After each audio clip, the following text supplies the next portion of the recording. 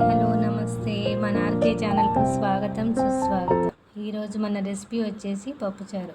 ఇక్కడ నేను పప్పుచారు కోసము ఒక 2 కప్పుల కందిపప్పు తీసుకుంటే ఒక 2 స్పూన్ల శనగపప్పు తీసుకొని కడిగి నానబెట్టి పక్కన పెట్టుకున్నా. అదేవిధంగా కూరగాయ ముక్కలు ఆనపకాయ, మునక్కాయ, ఉల్లిగడ్డ, ఒక టమాటా, చింతపండు నానబెట్టి పక్కన పెట్టుకున్నా. ఇక్కడ పోపు కోసము స్టవ్ ఆన్ చేసి కడాయి పెట్టి నూనె, ఇంకా పోపు గింజలు, ఆవాలు, జీలకర్ర, ఎండుమిరపకాయలు, మనం కట్ చేసి పెట్టుకున్న కూరగాయ ముక్కలు ఉన్నాయి కదా, అన్నీ వేసి ఇట్లా నూనెలో కొద్దిసేపు మగ్గించాలండి. ఇవి నూనెలో మగ్గుతుంటే పసుపు,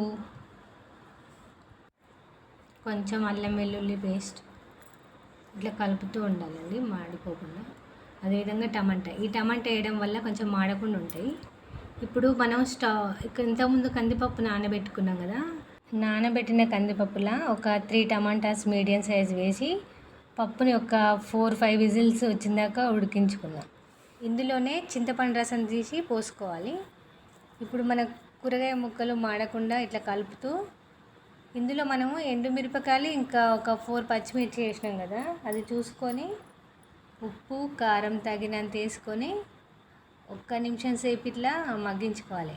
ఇవి కూరగాయ ముక్కలకు ఒక్కొక్కసారి మనకు దోసకాయ, దొండకాయ, క్యారెట్, వేరే వంకాయ, వేరే ఏ ముక్కలైనా వేసుకోవాలి. కూరగాయ ముక్కలు మాడకుండా మరొకసారి కలిపి ఇప్పుడు మనం తయారు చేసి పెట్టుకున్న పప్పు చింతపండు రసం ఉంది కదా, అది ఇందులో వేసుకొని ఇప్పుడు ఎక్కువ మంటపై ఒక 10 మినిట్స్ వరకు బాగా మరిగించాలి.